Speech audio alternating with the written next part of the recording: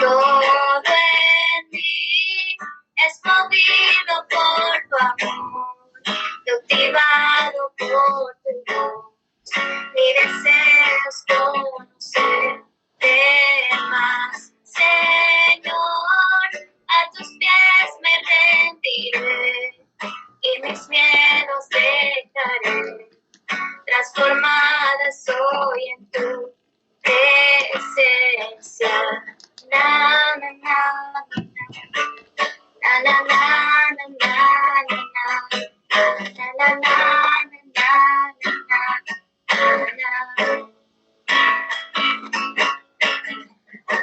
Gracias, Dios. Gracias por esta noche, Padre. Gracias por tu amor para con nosotras, tus hijas, Señor. Gracias por amarnos incondicionalmente, Padre, como lo haces, Señor. Queremos agradarte, Señor. Y ponemos nuestro corazón en esta tarde, Dios. Ministra nuestras vidas, Señor. Gracias, Dios. Señor, te pedimos que tu Espíritu Santo tome control de este tiempo, Padre. Te entrego mi voz, Señor, te entrego mi vida, mi corazón, Dios. Haz lo que tengas que hacer en este día, Señor, en el nombre de Jesús. Amén.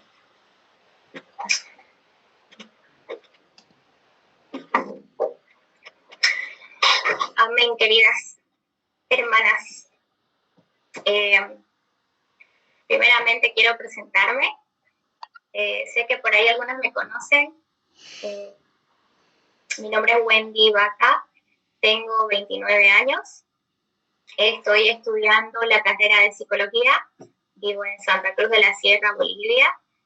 Para los que no conocen, es una ciudad pequeñita. Ya les voy a estar contando ahorita conforme vamos hablando, porque tiene mucho que ver, mucha influencia también en mi testimonio, el lugar donde vivo. Y bueno, estoy muy agradecida por la invitación de mi mamá, y quiero que sepan que ya sin conocerla a todas, las quiero mucho, las estimo con el amor del Señor, y sé que muy pronto el Señor va a permitir que podamos conocernos un poco más. Así que, bueno, esta tarde, que me confundo un montón, aquí son las 4:05 de la tarde. Está haciendo un poco de frío, aquí más o menos en el lugar donde vivo es bien caliente. Entonces aquí sube un poquito la temperatura y ya todo el mundo se enchompa y se abriga. Entonces para nosotros es como que un poco frío los días así. Mayormente hace calor. Así que, bueno, empezaré hablando sobre lo que el Señor ha hecho en mi vida. Sé que no acabaría nunca, no tendríamos el tiempo suficiente para contar, ¿no? Yo creo que todas ustedes, no solo yo, tenemos tantas cosas que agradecerle a Dios de lo que ha hecho en nuestras vidas que no terminaríamos nunca de contarlo, ¿no? Con detalle. Pero son algunas de las pautas y las cosas que voy a hablar con ustedes hoy y que el Señor ministre en nuestras vidas. Amén. Quiero primero leerles unos versículos de las dos razones por las que debemos testificar y hablar de las cosas que Dios ha hecho en nosotros. La primera es cuando uno cree en algo y quiere comunicarlo, ¿no? En Salmo 107, 1 y 2 dice: den gracias al Señor porque Él es bueno, porque su amor es eterno. Díganlo los que el Señor ha salvado, los que salvó del poder del enemigo. Otro versículo en Juan 3:11 dice: lo que sabemos hablamos y lo que hemos visto testificamos. En Hechos 4:20 dice: no podemos dejar de decir lo que hemos visto y oído. La segunda cosa por la que debemos testificar lo que Dios ha hecho en nuestras vidas es para salvar almas de la muerte. En Proverbios 14:25 dice: el testigo verdadero libra las almas. En Santiago 5:20 dice: el que haga volver al pecador del error de su camino, salvará de muerte un alma y cubrirá multitud de pecados. ¡Wow! ¡Qué hermoso!, ¿no? Sé que por ahí a veces nos cuesta mucho hablar de las cosas que Dios ha hecho a nosotros.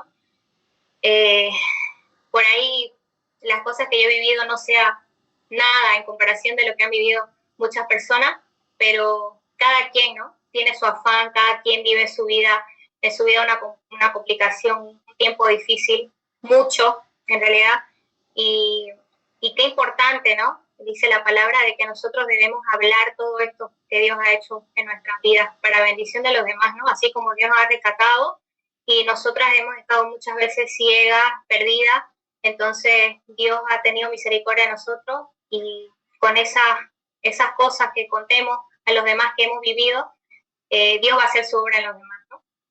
Así que, bueno, para empezar, yo me crié en un hogar cristiano. Mi mamá y mi papá, que lo conocen, son el pastor Roger y la pastora Roxana. Yo soy una hija mujer de 3 hermanos varones, somos 4, Cristian, René y mi hermano menor Israel. Yo soy la tercera. Y bueno, cuando yo nací ya vivíamos en un lugar en el que se hablaba de las cosas de Dios.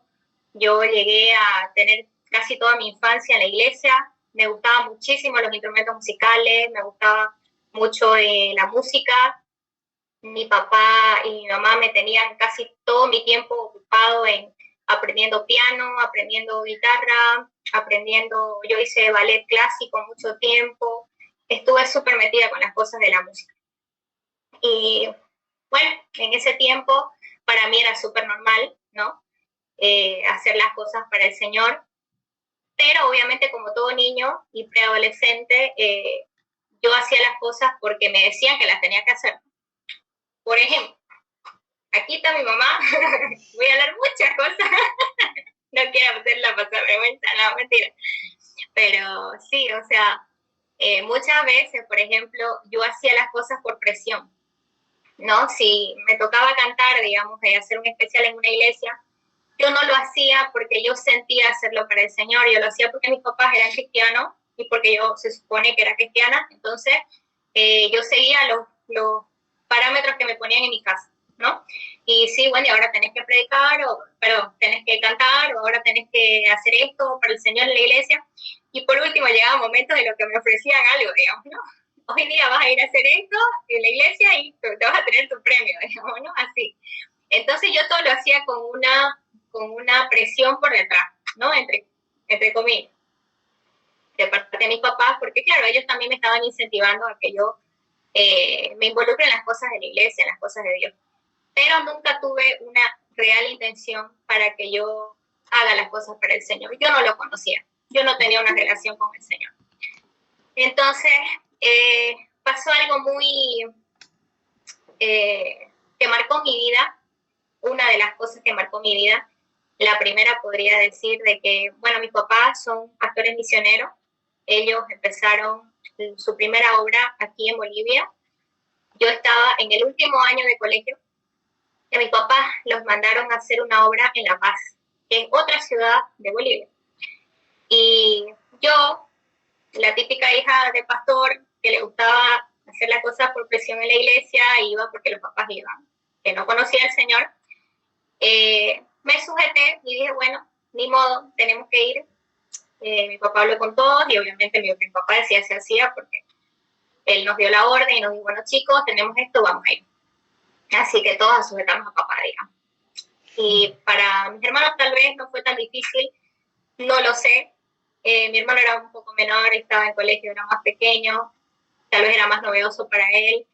Yo aquí tenía que dejar mis amistades, mi vida entera, mis cosas, y tenía un novio en ese tiempo, iba con 1 año de relación aproximadamente, entonces era como que para mí fue muy difícil ese cambio brusco, ¿no? De cambiar de un lugar a otro. Era la primera vez que nos cambiábamos de lugar, así que me sentó súper mal. Al comienzo yo les ayudaba en la iglesia con las alabanzas a mis papás, seguía siguiendo esos pasos a seguir en la casa, ¿no? Los límites que nos ponían. el novio que tenía aquí en la ciudad, él buscó la forma de irse, entonces él también se fue con nosotros. Entonces eso fue lo único que yo no me desligué de quedarme acá, ¿no? En la ciudad. Pero cuando estaba allá, empecé a conocer otras cosas, salí de colegio ya, tuve un año muy triste, recibí, creo que fue el peor año de mi vida, fue un año muy difícil en el que yo conocí la maldad de las personas, yo recibí mucho rechazo, eh, palabras de despectivas, de racismo. En mi colegio yo era la única de mi ciudad y tuve problemas con profesores, con un montón de alumnos, salía llorando de clase, o sea, era muy feo, un ambiente muy triste. Tuve un grupo de amigas que me rechazaron de una forma muy fea también y me quedó como un trauma, quedó esa semilla en mi corazón de falta de perdón, de amargura. Y así, ¿no? Fue pasando el tiempo y yo me empecé a cerrar, ya no quería tocar, ya no quería ser parte de las alabanzas, ya no quería ser parte de las cosas que hacían mis papás, los apoyaba muy poco. Hasta que cuando salí de colegio me ofrecieron un trabajo. Yo nunca había trabajado, ni siquiera le pedí permiso a mi papá. Lo tomé el trabajo, era un trabajo a tiempo completo en una tienda. Fue como para zafar de todo lo que estaba viviendo. Y mi papá, cuando se enteró, y yo entre comillas le pedí perdón, pero yo le había dejado el trabajo, me dijo no, porque no tenés por qué, no tenés necesidad, tenés que estudiar. Y yo así lo agarré. Ese trabajo me daba, o sea, era la primera fuente que yo tenía de dinero. Yo empecé a malgastarla, empecé a conocer las tiendas de ropa, comprarme mis cosas, salía del trabajo y tenía mis amistades con las que iba a tomar mi café, empecé a conocer otros ambientes como los boliches, que aquí son los antros, los lugares donde vas a tomar en un bar, y empecé a conocer otras cosas como el alcohol, la fiesta, y empecé a salir. En ese lapso de tiempo, yo terminé mi relación que tenía con este chico, pero yo empecé a tener una vida muy desenfrenada con el sexo, con la promiscuidad sexual, la fornicación. Yo sabía que estaba mal, y sabía que si mis padres se enteraban me mataban, no literalmente hablando, pero sí sabía que era como lo peor que yo podía hacer. Pero yo empecé así, en ese año, descubriendo esas cosas y empecé a soltarme más de mi casa. Ya no quería estar en mi casa, ya no quería ser parte de las cosas que se hacían en mi familia y empecé a tener problemas con mis papás, obviamente por la vida que yo llevaba. Imagínense, yo la única mujer, no era relativamente tan mayor, digamos, aquí en Bolivia, no sé cómo serán en otros países. Sé que en Europa es mucho más liberal ese aspecto de que los hijos a cierta edad ya se pueden independizar. Aquí no, aquí es algo como que la gente se muere, digamos. Aquí se desmayan las madres y se entera que los papás, los chicos a los 17, 18 años ya quieren vivir solos. O sea, eso es rebeldía, digamos, aquí. No es crecer. Entonces, para mi papá fue muy difícil, obviamente. Entonces teníamos muchísimo problema, empezamos a discutir todo el rato. Y hubo un tiempo en el que yo ya estaba tan mal, tan vacía, tan lejos de las cosas de Dios, de la familia, me arraigué tanto a los ambientes en el que yo vivía, con mi dinero, con mis cosas, dejé de estudiar, mi papá me metió en una universidad privada, fue la primera carrera que dejé, porque he dejado 3 carreras en mi vida hasta ahora, y bueno, fue como se dice mi destape, digamos, ¿no? Me destapé a la rebeldía y a todo lo malo. Entonces, tuve una discusión muy fuerte con mi mamá. Me acuerdo que fue un tiempo en el que yo estaba así, que como se dice vulgarmente aquí, mírame y no me toques. O sea, me decían una cosa y ya explotaba. Entonces, fue una excusa, la pelea que tuve con mi mamá, que yo le dije cosas hirientes, ella también, y esas cosas que me dijo fueron como un cuchillo en mi corazón, ¿no? Así como la excusa perfecta. Alisté mis pilchas, enojada con mi madre, y no le eché toda la culpa a ella que no puedo vivir con mi madre o mi madre yo en la casa. Y mi papá, me acuerdo ese día, dijo, no, hija, no te vayas, no, quédate en la casa. Él trató de hablar conmigo, pero yo estaba cegada con mi rebeldía y yo quería irme. Ya no soportaba estar en ese lugar, en ese ambiente. Me gustaba la vida que yo había conocido. Y obviamente yo esa vida no la podía llevar con libertad en mi casa, ¿no? Por las reglas, por los límites. Entonces decidí volverme sola a Santa Cruz, o sea, a la ciudad en la que yo vivía. Y dejé a mis papás y a mi familia allá. Y, o sea, fue la primera vez que me fui de casa, en otras palabras.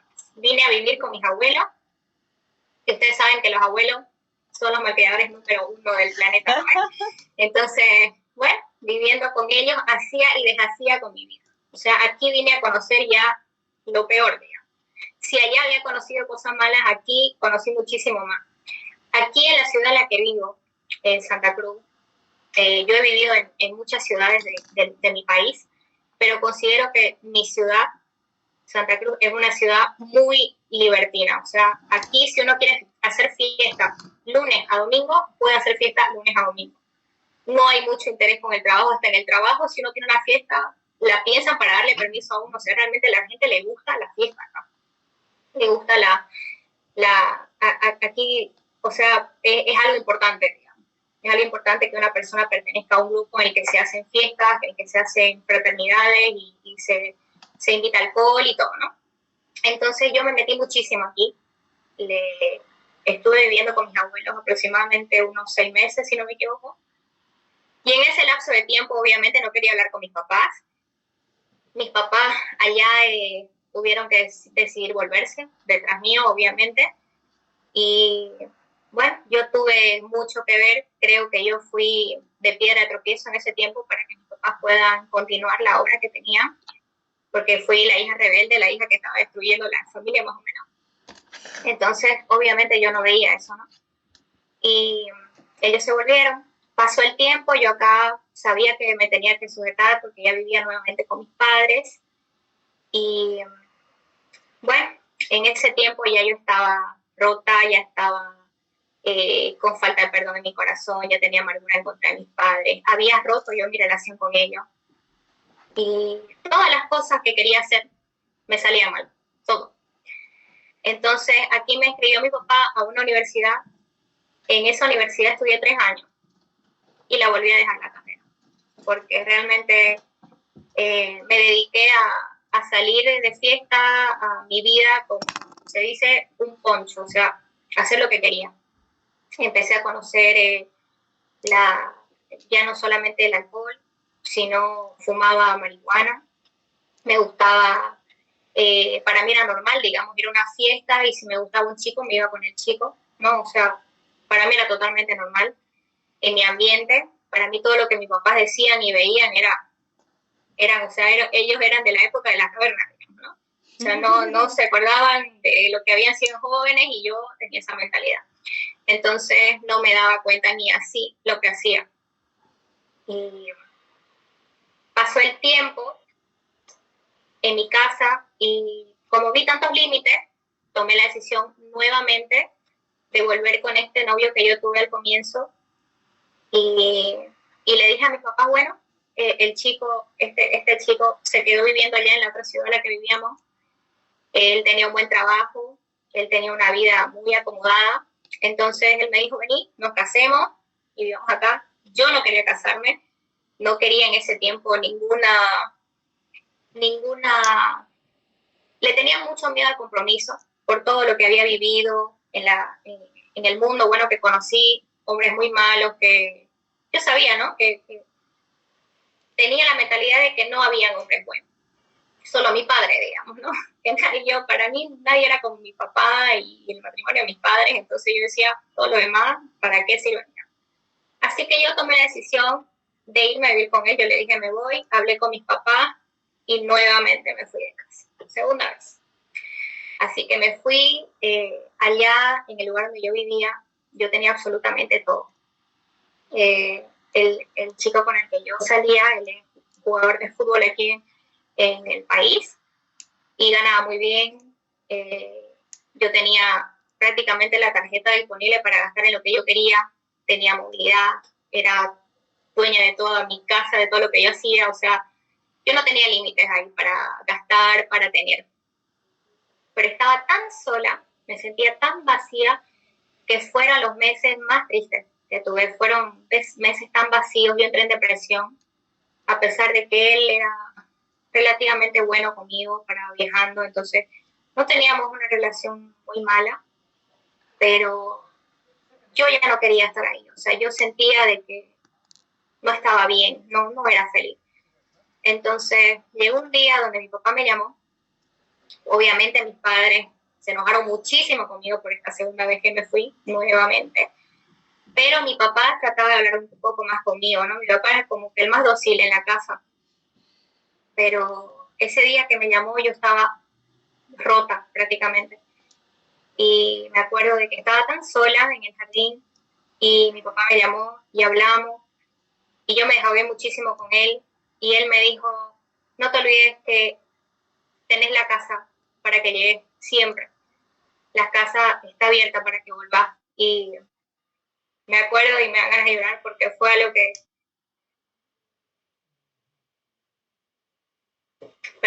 marcó tanto mi vida. Yo ahí sentí, yo sé que fue de parte del Señor, de que yo sentí arrepentirme y volver a mi casa. Entonces, al otro día, yo armé maletas, mis pilchas, y le dije, que era mi novio en ese tiempo, que me tenía que ir, que ya no quería vivir ahí, y que estemos así a distancia. Entonces, él pensó que le había hecho algo malo, discutimos y ya nos separamos, y me vine a mi casa. Y bueno, en ese lapso de tiempo en el que estuve en mi casa, todavía no había cambiado del todo. Creo que fue la culpa lo que me tenía así, definitivamente, porque no hubo un arrepentimiento genuino a mí. Yo todavía no quería soltar las cosas que tenía, que vivía, que las salidas, las fiestas, las borracheras. A mí me gustaba mucho esa vida, me gustaba salir a bailar, yo la excusaba, inclusive yo decía, pero si yo no bebo tanto, o sea, y sí bebía mucho, digamos, ¿no? Pero en algún momento yo decía, pero puedo disminuirle, o sea, pero puedo quitarle unas 3 copas. Pero en realidad no me ayudaba en nada, era yo la que no quería soltar esas cosas definitivamente. Así que en ese lapso de tiempo yo decidí quedarme en casa con mis papás y empecé a llevar una vida relativamente estable, ¿no? Que salía poco y ya mi papá, bueno, no salías hasta más de tal hora, porque tampoco podía ir encerrada. Y entonces ellos también como que ya dejaron de prohibirme absolutamente todo, pero tampoco me dejaban, ¿no? O sea, tampoco me soltaban así de hacer todo a mis anchas. Así que en ese tiempo yo seguía mal. Le pedí permiso a mi padre para ir un mes entero a una ciudad que se llama Tarija, o un pueblo que es frontera con Argentina, en el que la gente va y hace un montón de cosas, o sea, igual les viva la fiesta y todo, ¿no? Y era un fin de año. Y fui con una amiga a la universidad. Y en ese tiempo que estuve ahí, conocí a un muchacho y lo conocí en una fiesta, ¿no? Se imaginarán ustedes, lo conocí bebiendo, borracho. Y bueno, a mí no me traía mucho la gente en ese tiempo, yo no quería nada serio con nadie. Volví a la ciudad y me lo volví a encontrar a este muchacho y él empezó a buscarme para salir y relativamente era una buena persona, era un chico que era, aquí decimos, hijito de papá. Hijito de papá le decimos a los chicos que su papá tiene mucho dinero y que ellos viven de los papás, digamos, ¿no? O sea, que hacen todos los papás, pero no tienen trabajo, no hacen nada, son hijitos de papá. Él era uno de esos.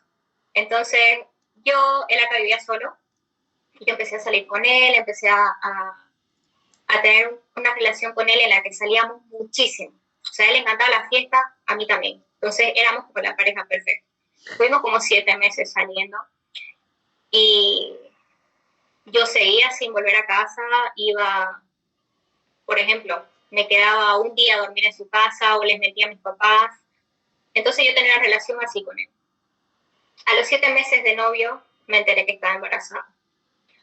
No fue tan sorpresa, porque yo en mi ignorancia en ese tiempo, yo tenía deseos de ser mamá, inclusive con él lo charlábamos de ser papás y todo, pero hay algo muy importante que yo aprendí de todo esto y es no solamente el pecado, ¿no? De la fornicación, sino del hecho de que yo tenía esa mentalidad de que podía uno vivir con alguien sin casarse.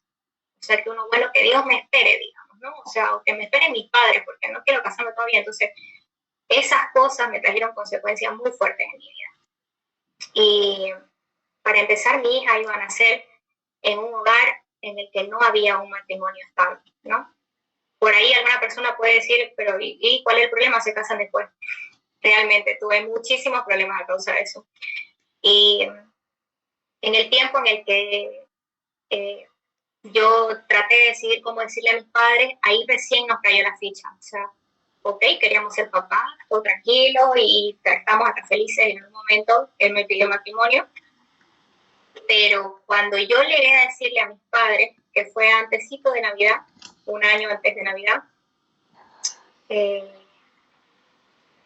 fue un tiempo terrible porque fue como que haberles dicho la peor noticia, digamos, ¿no? O sea, yo me sentí en ese tiempo, en ese momento me sentí decepcionada, me sentí frustrada, me sentía sucia, ahí recién entendí todo lo que yo había hecho mal y que yo no veía antes, yo no veía estas cosas como algo mal. Entonces, aquí en mi casa obviamente se molestaron mis hermanos conmigo, eh, mi mamá también se enojó conmigo mucho tiempo y el único que se quedó ahí fue mi papá y bueno, mi papá me abrazó y me dijo que me perdonaba y, y me dijo, ¿no? De que, bueno, me había equivocado y cometí errores en mi vida, pero que papá nunca iba a dejar de ser papá. Así que eso me ayudó a mí a tener ganas de seguir adelante, ¿no? Verme totalmente derrumbada, digamos. Y tuve un embarazo muy difícil. Estuve como 4 meses prácticamente internada. Casi perdí 2 veces a mi hija. Estaba muy mal. Tenía una relación muy inestable con el papá de mi hija, porque él vivía en otra ciudad, yo acá, él se fue a vivir con sus papás, y era muy feo, un ambiente muy feo. Y cuando me casé, tomé la decisión de irme a vivir con él a otra ciudad, a la ciudad de Tarija, porque él ya tenía un trabajo, entonces estaba lejos de mis padres. Estuvimos casados 2 años, y a pesar de que él era un esposo, entre comillas, bueno para el mundo, digamos, o sea, bueno para el mundo me refiero a que no era infiel, no era un hombre malo, teníamos una relación buena, digamos, pero él no creía en Dios. O sea, a pesar de que yo no estaba cerca de las cosas de Dios, ni había conocido realmente a Dios, no había nacido nuevo, yo pues tenía eso en mi corazón desde que mis padres me habían criado con eso y en la palabra dice, ¿no ves? Criar al niño en tu camino, porque en mi camino, porque cuando él sea viejo no se va a apartar. Y a esto se refiere, ¿no? De que yo aprendí eso en mi infancia. Entonces yo tenía ese temor de Dios en el fondo. Yo sabía hasta qué lugar llegar, o sea, tenía un límite, tenía lo que siempre me decía esa vocecita, ¿no? No, y basta, o sea, de aquí no, ya no. Y yo sabía de que yo en algún momento iba a llegar al camino del Señor. Él no tenía absolutamente nada con eso. O sea, para él no existía Dios. Y si existía, digamos, eran los rezos de su mamá a la Virgen o cosas así, ¿no? Del catolicismo, pero nada más. Entonces, él tenía la misma vida que llegábamos de cortejo. De cortejo decimos acá a los novios. Entonces, era una vida en la que yo los fines de semana tenía que salir sí o sí con él de fiesta. Y dejaba a la bebé con una niñera, ¿no? Porque era toda la noche, o sea, hasta el otro día. Y él llegaba a la casa y él seguía tomando, seguía bebiendo. O sea, él tenía la misma vida, yo no podía quejarme porque era lo mismo. Entonces, a eso le aumentó los juegos, a él le gustaba jugar póker, apostaba plata, tenía que poner en prenda cosas de mi casa para pagar sus deudas, no decirle a sus padres. Y hasta que un día me llamaron, me amenazaron de muerte a mí, a mi hija, porque él debía dinero. Entonces se hizo un tiempo horrible en el que yo no pude sostenerlo, no pude. Entonces un día me vine acá después de esos 2 años, acá para pasar Navidad con mis padres y él no llegó. Él tenía que llegar después de trabajar y no llegó nunca. Y nos llamó ebrio en la noche de Navidad y ahí yo tomé la decisión de divorciarme y dije no más porque yo estaba en yugo desigual, yo no tenía ni así de interés de hablarle de Dios a él, porque yo tampoco estaba en las cosas de Dios, pero tampoco quería estar con él, porque realmente su vida era totalmente diferente a lo que yo quería vivir. Entonces, después de eso, él llegó acá y me pidió perdón, dijo que iba a buscar ayuda para dejar el alcoholismo, porque ya era un vicio lo que tenía. Y al final no buscó nunca. En ese tiempo en el que estuvimos separados, hubo infidelidad de parte mía y de parte de él. Y dijimos, ok, esto no va más. Y al final terminamos separándonos y nos divorciamos. En ese tiempo en el que yo me divorcié, yo sentí de que ya era hora, o sea, ya era hora de dejar esa vida que yo venía arrastrando año tras año tras año. Y me importaba mucho lo que decían mis padres, pero siempre quería hacerlo todo en contra de lo que decían ellos. Pero me dolía más lo que ellos me decían, o sea, alguna cosa que ellos me decían a mí me dolía mucho más que cualquier otra persona que me ofenda en el mundo. Digamos. O sea, alguien que me decía, esta es una loca, esta es una tal, no me dolía como me dolía si mis padres me decían algo. Entonces, en ese tiempo en el que ya yo estaba sola con mi hija, yo me cerré a tener una relación estable, a casarme, a tener una vida. Ya yo buscaba las cosas por interés. O sea, ok, ya tengo una hija, bueno, el que aparezca, a ver qué partido es o qué clase de hombre. Y ya yo sé vivir más o menos, entonces yo en mi adentro decía, bueno, si este sirve, sí, si no, no. Entonces empecé a cerrarme ya al hecho de tener una relación con amor con una persona. Porque yo de verdad ahí entré en un tiempo en el que yo empecé a pensar de que realmente ningún hombre era bueno para esposo. Ninguno. O sea, por lo menos un hombre que me iba a amar y que yo lo iba a amar incondicionalmente, ¿no? A pesar de sus errores. Entonces, pasó el tiempo, yo tuve novios así casuales, en los que me propusieron matrimonio en 2 ocasiones, pero al final no funcionó y yo, o sea, a todos les encontraba un pero. Y decía no, y mi papá me decía, pero, ¿y por qué? Pero, explícame, o qué pasa, o qué vas a hacer con tu vida. Y decía no, y listo, y no quiero, y me cerraba y listo. Entonces, eso me provocó a mí una inestabilidad total en el tema sentimental. Volví otra vez a tener un tiempo de depresión en mi vida, teniendo ya a mi hija conmigo. Nada me llenaba, o sea, estaba tan vacía. Intenté quitarme la vida en 2 ocasiones, pero obviamente todo esto lo vivía sola, ¿no? Sin que nadie se entere. Mis padres no tenían ni idea, mi familia no tenía ni idea, mis amigas no tenían ni idea. Y la verdad que en ese tiempo yo sentí que toqué fondo. Y en ese tiempo en el que estaba tan hundida, mis papás me empezaron a invitar a la iglesia. Y ellos iban solitos. Increíble, yo valoro muchísimo. Yo ahora realmente valoro tanto eso de mis padres, de que ellos, a pesar de todo lo que vivieron en su vida, nunca dejaron las cosas del Señor, nunca. Yo ahora realmente los admiro, digamos, y siempre les digo a ellos de que con tanto problema y tantas cosas que le hicimos como hijos, porque yo soy una, ¿no? Tiene 3 hijos más, que han sido una joya, digamos. Joyita decimos cuando se portan súper mal, digamos. Y realmente nada los derrumbó, nada, o sea, me imagino que sí, que se sintieron horribles, que tuvieron tiempo difícil, pero siempre siguieron, siempre continuaron, nunca dejaron las cosas de Dios. Y empecé a ir con ellos a la iglesia, pero iba de oyente, ¿no? Como las religiosas, digamos. Iba y ya yo pensaba que estaba mejor, que mi vida era más estable, entonces ya me sentía más cómoda, porque yo iba a la iglesia, ya estaba bien con mis padres, y empecé a salir con mis amigos, pero ya no hacía borrachera y a cosas así, empecé a tranquilizarme. Y en una de las veces que salí en un cumpleaños de una amiga, volví a ver al que es mi esposo ahora, que era mi amigo hace 8 años, que yo lo conozco a él, 9 años, y siempre nos conocimos así por persona, de colegio, de la universidad, y él siempre como que me buscaba un poco, pero nunca llegamos a tener nada porque pasó el tiempo, digamos, y no, él nunca estuvo entre los planes de mi vida.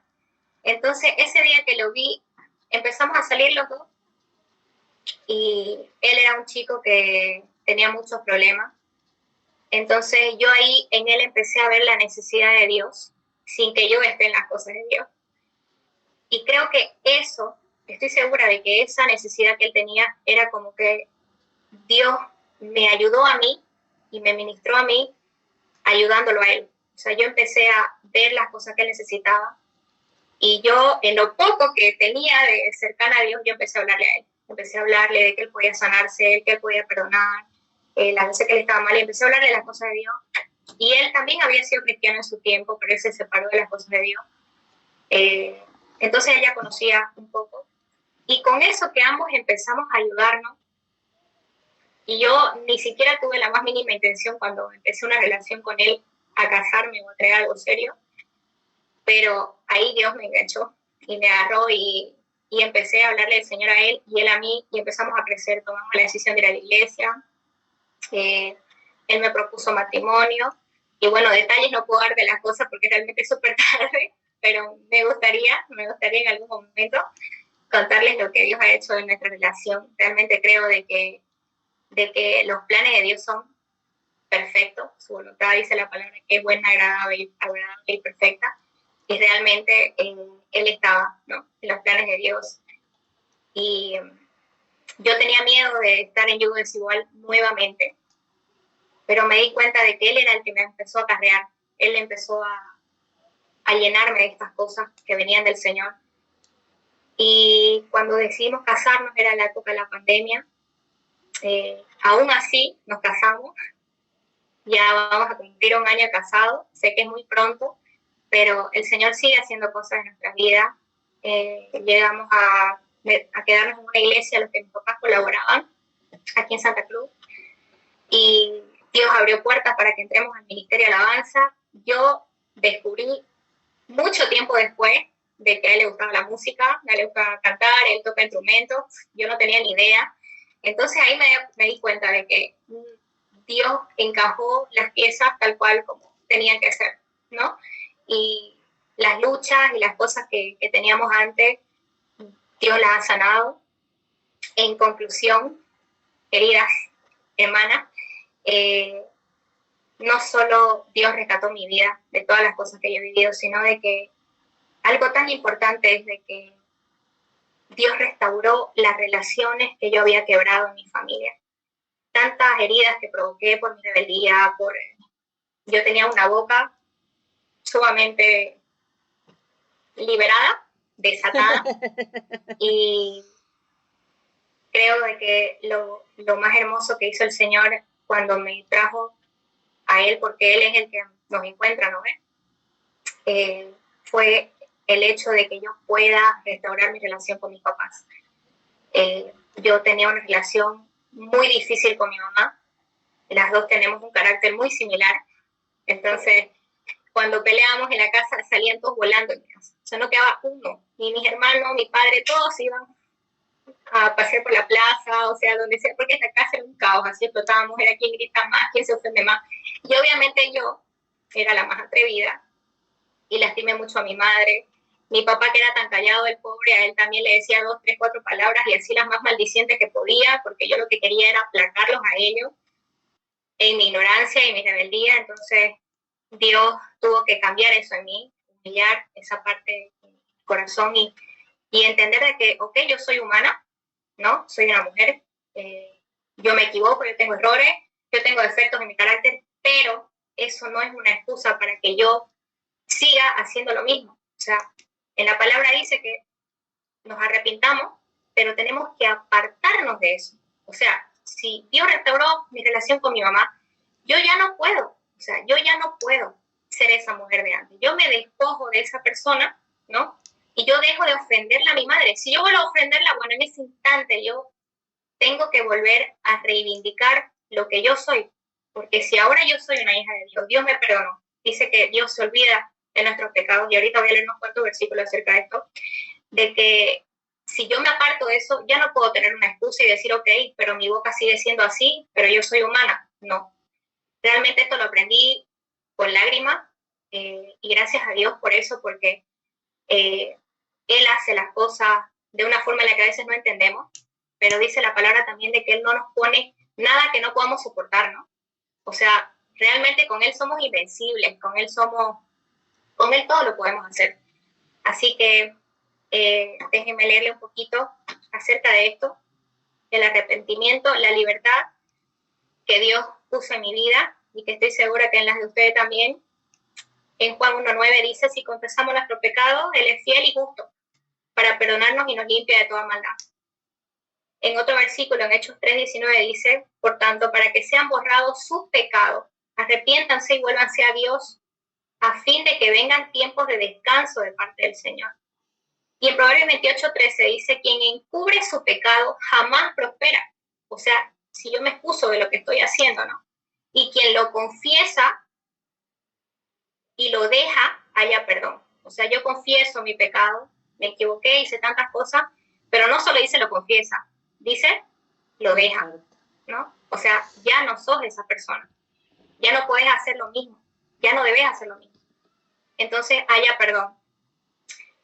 Y de que el Señor se olvide de mi pecado, en Isaías 1:18 dice, venid luego, dice Jehová, y estemos a cuenta, si vuestros pecados fuesen como la grana, como la nieve serán emblanquecidos, si fueren rojos como el carmesí, vendrán a ser como blanca lana. Qué bello, ¿no? Y en Isaías 43:25 dice, yo soy el que borro tus rebeliones por amor de mí mismo y no me acordaré de tus pecados. Qué hermoso, ¿no? Nadie puede juzgarme. Creo que cuando nosotros llegamos al Señor a veces sentimos ese ataque de todo. Yo no sé si ustedes lo han sentido. A mí me pasó, a mi esposo, de que desaparecieron los amigos. Llegamos al Señor y no teníamos amigos. Se fueron todos. Y obvio, en parte nos dolió un poco, ¿no? Y no solo eso, sino de que recibimos ataques de mucha gente que nos jugaban porque, si ustedes eran esto, digamos, si ustedes iban a ir a una borracha, digamos, si vos Guillermo eras así. Y todos nos atacaban y nos sentíamos mal. Entonces, en la palabra dice que Él se olvida de todo eso que hemos hecho. Él borra eso. Él lo esconde en el fondo del mar. Entonces, nadie puede juzgarnos, nadie puede atacarnos. Eso no puede hacernos daño a nosotros. Y qué bello que es, ¿no? Espero de corazón que haya sido bendición para su vida, que el Señor siempre nos ministra con lo que ha hecho en nuestras vidas. No se cansen de hablar a los demás todo el tiempo de lo que ha hecho el Señor en ustedes y que el Señor siga ayudándonos y bendiciendo nuestras vidas. Amén. Gracias. Amén, gloria al Señor. Gracias, mi hija, muchísimas gracias por abrir tu corazón, por contar tu testimonio. Yo quiero leer un pasaje para finalizar, que está en 2 Corintios 5:17, que dice, de modo que si alguno está en Cristo, nueva criatura es. Las cosas viejas pasaron, he aquí todas son hechas nuevas. Cuando nosotros llegamos a Jesús y decidimos por voluntad propia pertenecerle a Él, nos convertimos en nuevas criaturas, somos nuevas personas. Esto quiere decir que nuestra vida vieja ya pasó, que todo lo que hicimos, lo que fuimos, ya fue, quedó en el pasado. Porque ese es el poder de la sangre de Cristo. La sangre de Cristo es transformadora. Amén. Y yo sé que esa sangre poderosa que Cristo derramó es la que ha transformado ahora a Wendy. Bueno, a mí me toca hablar como mamá. Yo quiero darle gracias al Señor. Es la primera vez que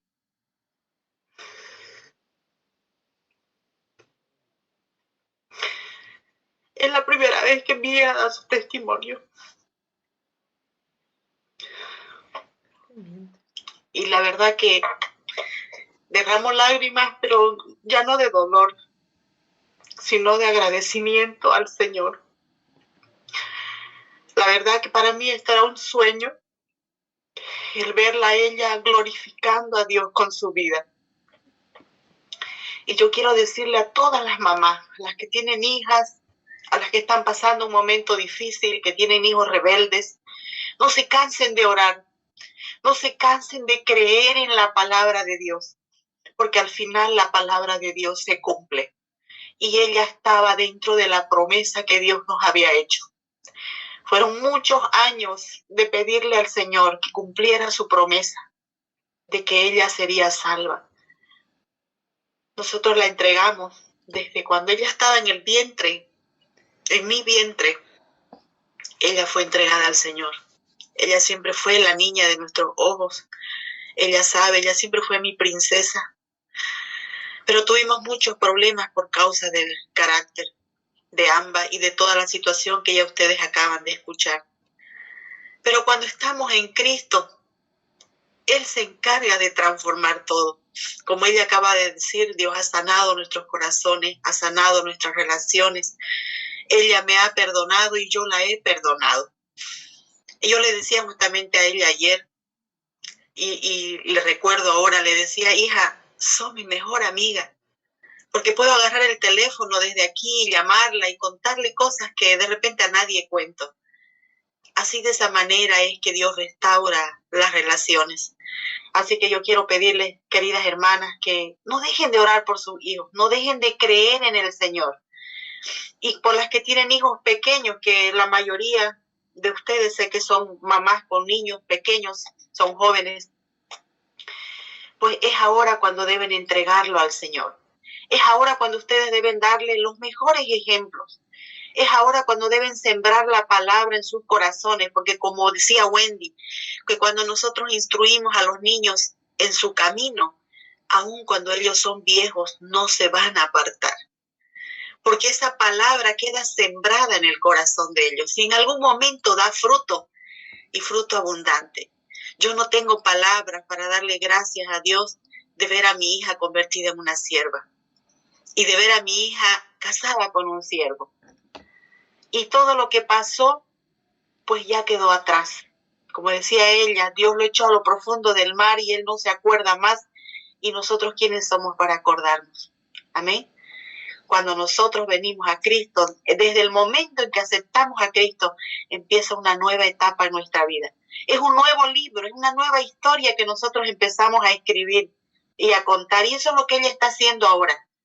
No crean que ella lo está contando, ha contado todo su pasado solamente porque suena interesante, sino porque ella quiere resaltar el poder de Dios, el poder que tiene Dios para transformarnos, el poder que tiene Dios para cambiar nuestras vidas. Y eso es lo que Dios ha hecho. Así que me alegra muchísimo. Vamos a orar, queridas hermanas, oremos. Si hay alguien ahí que de repente quiere reconciliarse con el Señor, o de repente alguien que quiera aceptar a Cristo en su corazón. El sábado pasado hablábamos de que no todo ser humano tiene un antes y un después. Solamente tienen un antes y un después aquellos que aceptan a Cristo. Desde el momento en que nosotros aceptamos a Cristo empieza nuestro después. Y ese después es el que contamos. Lo que Cristo ya ha hecho, la transformación que Cristo ha hecho en nuestras vidas, ese es el después que nosotros contamos.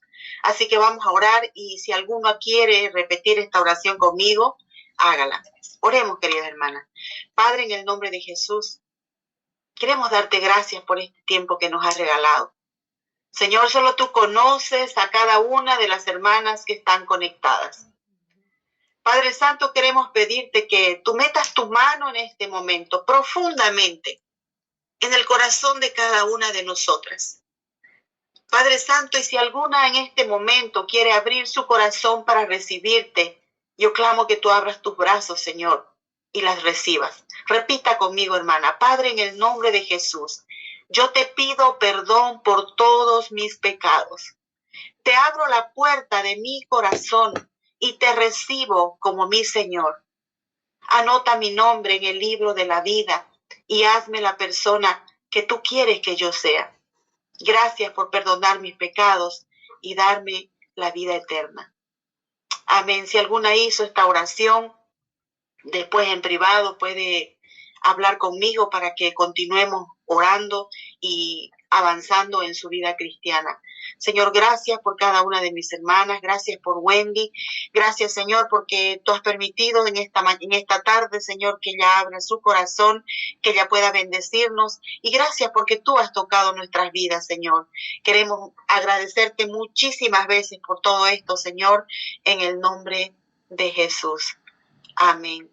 Gracias, queridas hermanas, muchas gracias por su atención, y le damos la gloria al Señor por Wendy. Amén. Amén.